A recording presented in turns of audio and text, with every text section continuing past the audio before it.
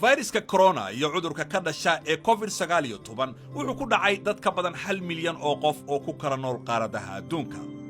haddana Soomaaliya ayuu soo gaaray. fadlan iska ilaali qoyskaaga oo ka ilaali bulshadaada. calaamadaha ugu badan ee aad ku garan karto waa qufac qallalan, neefta oo ku dhibta, qandho daran, laakiin dadka qaar halis weyn ayay ku tahay, gaar ahaan duqeyda iyo kuwa horay u xanuunsanaa. fayraska waxaa badanaa si fudud la isugu kala gudbiyaa dhibcaha ka soo baxa marka qofka cudurka qaba uu hadlo, qufaco ama hindhiso. dhibcahaasi waxay afka ama sanka ka geli karaan dadka meeshaasi ka agdhow, sidaasina waxa ay ku qaadi karaan cudurka.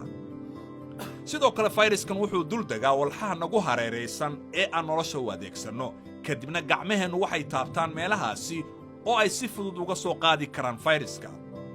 si aanay taa u dhicin waa inaadan taaban indhahaaga, sankaaga iyo afkaaga ilaa aad gacmahaaga saabuun iyo biyo ku dhaqdo.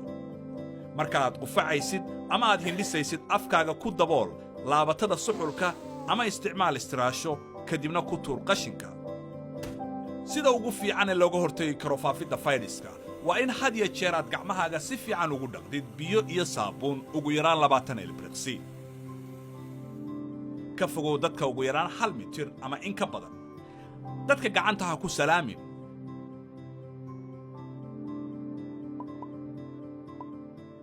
ha tagin goobaha dadka badan sida maqaayadaha shaaha, shaleemooyinka, garoomada kubadda iyo hoteelada. guriga joog haddii aysan xaaladaada caafimaad fiicnayn. haddii aad ka shakiso inaad la kulanto qof qaba cudurka COVID-19 waa inaad guriga joogtaa muddo 14 maalmood ah. sidoo kale kuwa guriga kugula nool waa inay kula joogaan si aanay fayraska ugu faafin bulshada dhexdeeda. haddii aad dareentid in neeftu ay ku dhibayso, fadlan wac nambarka caawinta dawladda ee 449. la soco oo raac tilmaamaha hay'adaha caafimaadka dalka iyo habraacyada ay dawladdu u soo saarayso sida joogtada ah. cudurkani waa dhab, waa xaqiiq jirta, ma laha dal gaar ah ama cimilo u gooni ah. waa laga hortagi karaa, balse daawadiisa weli dunida ma soo saarin.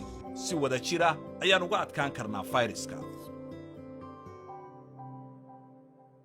fariintan caafimaad waxaa idiin soo gudbiyey isbitaalka caalami Specialist Hospital.